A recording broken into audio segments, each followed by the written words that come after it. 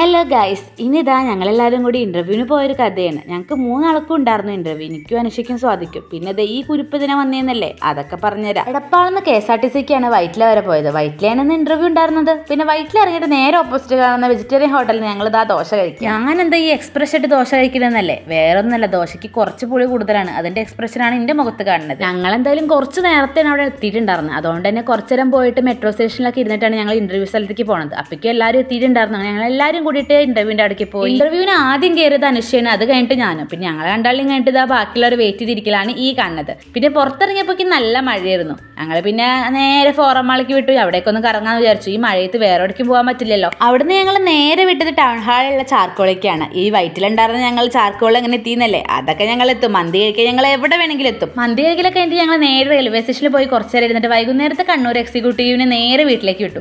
ഈ കുറിപ്പ് വന്നതിന്റെ പ്രധാന ഉദ്ദേശം ഇതാണ്.